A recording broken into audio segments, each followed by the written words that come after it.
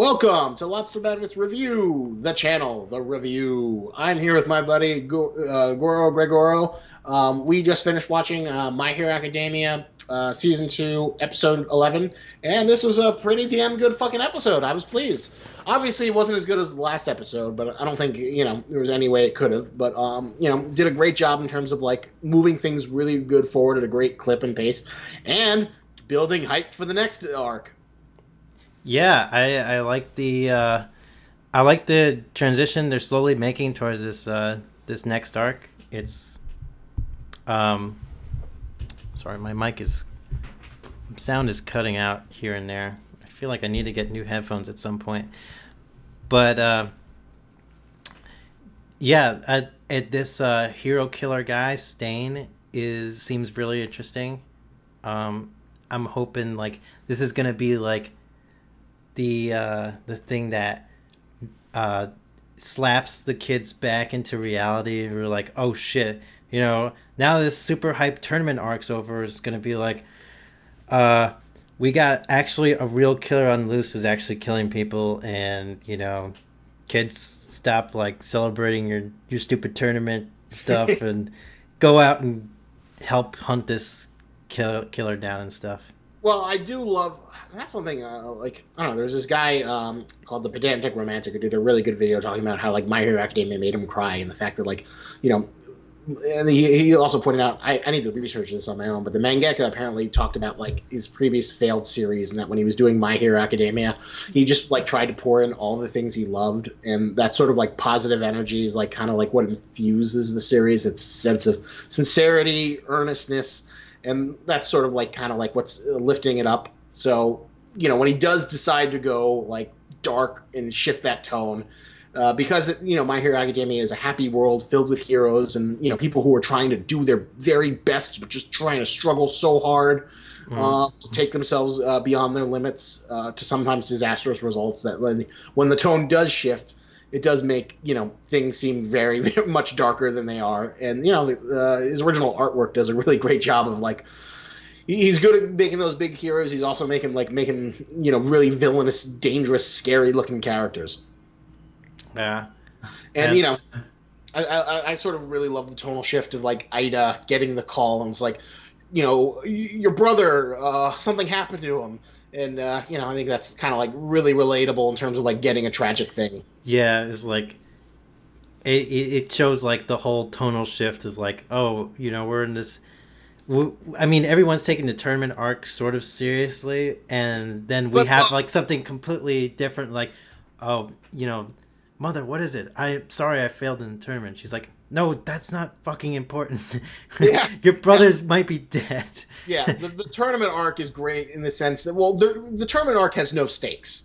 Yeah, At all. This is just personal pride on the line, and young people seeking to strive, and that's sort of something we can identify with. I'm going to be the very best, and I'm going to push myself.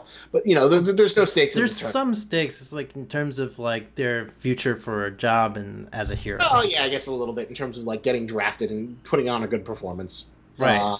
So you could say in that term. But this is like a spectacle. But yeah, it's mostly a very fun spectacle that gets to show off the characters interacting and spotlights on characters that we didn't really get to see as much. Yeah, exactly. But we got. What do you think of the sort of shorter fights we got? Ida versus whatchamacallit, Shoto, and Ida versus Vine Hair Girl. Mm. Well, I thought the fight with Ida versus Vine-Hailed Girl was like a little bit silly. It's like this is like he's just like pushing her by the shoulders. He's not really like he's like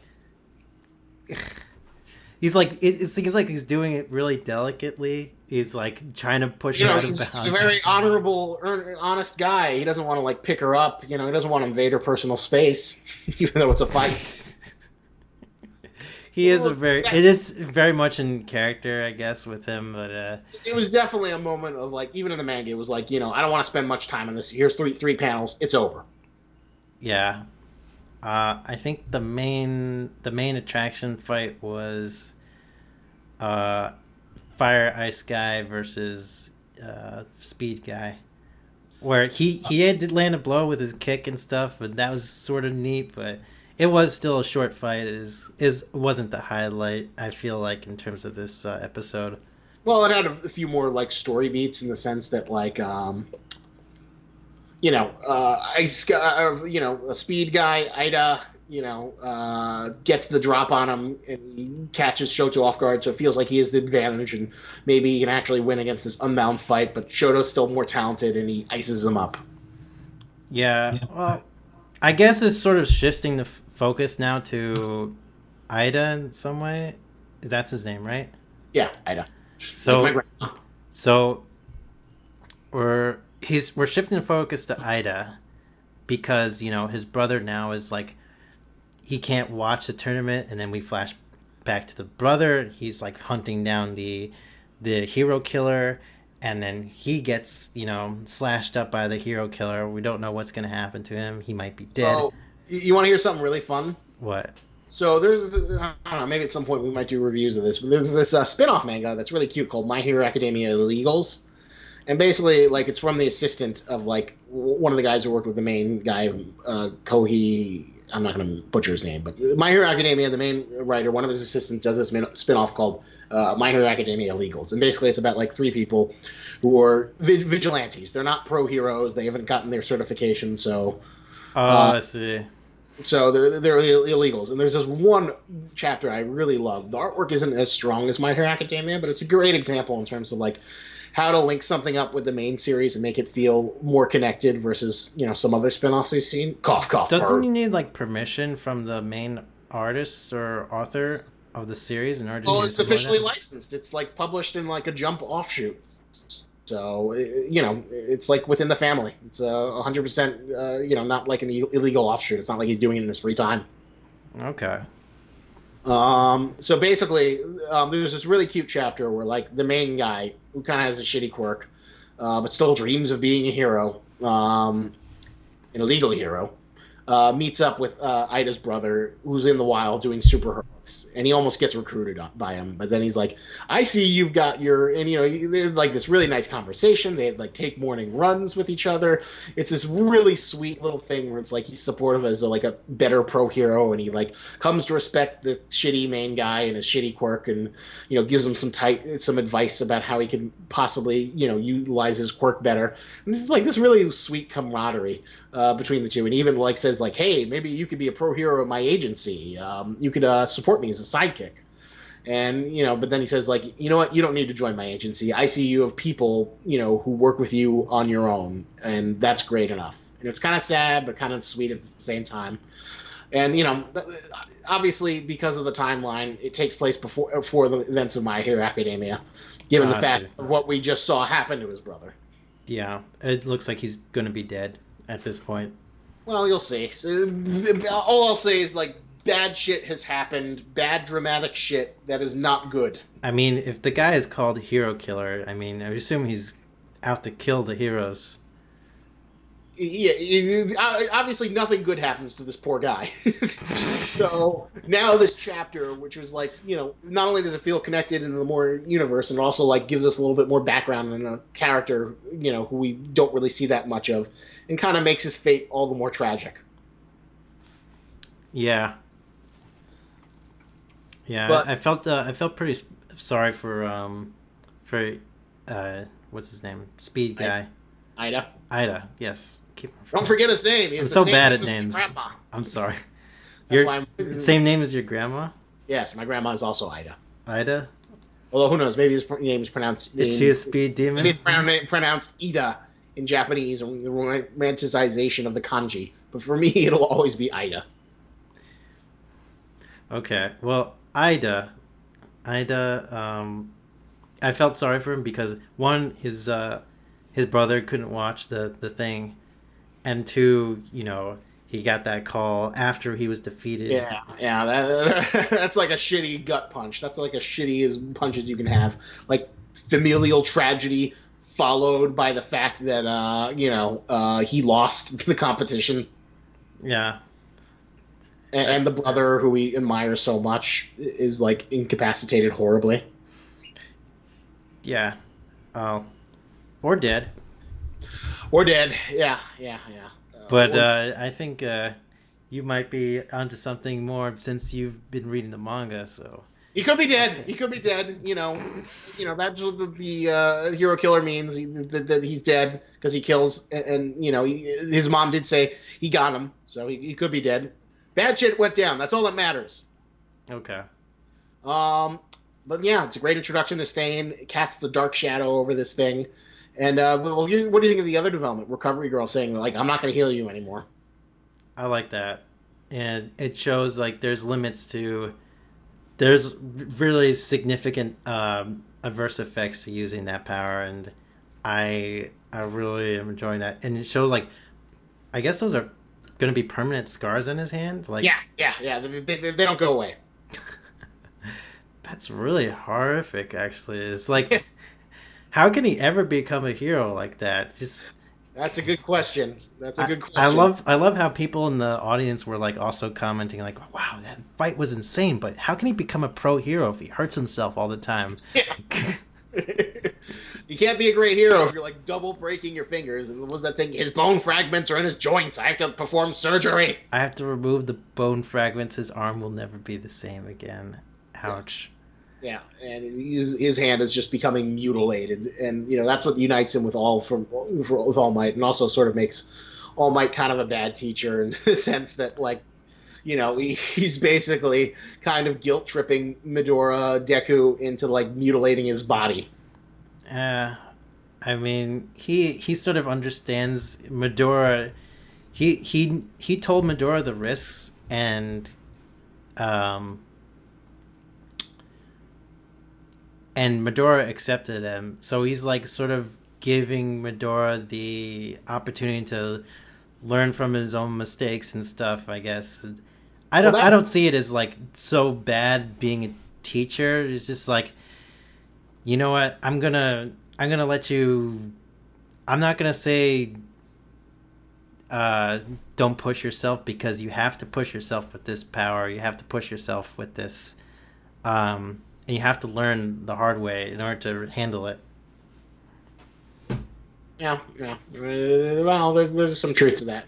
Well, I do like it. Like I remember when I pitched the series premise to our good old buddy Zavul, who is not here for these reviews this week. Although who knows, maybe we'll get him for Promise Neverland. That like I told him that, like the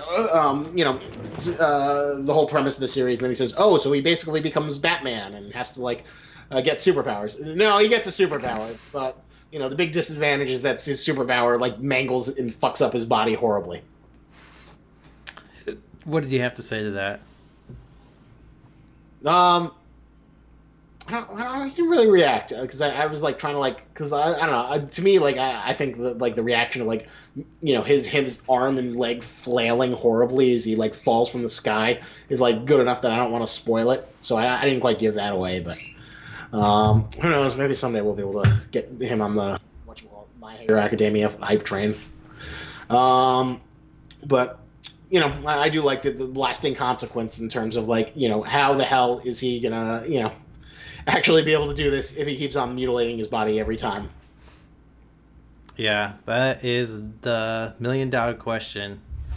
Which is funny, like we always like you always want to power who you can romanticize their power. It's like I want to be Luffy, I can be Luffy. Gomu Gomu, no stretchy arms. You can. The Luffy fantasy is possible, well, not possible, but it's like shit you can imitate. Gatling gun. When this power is just like, breaking my finger Yeah, power.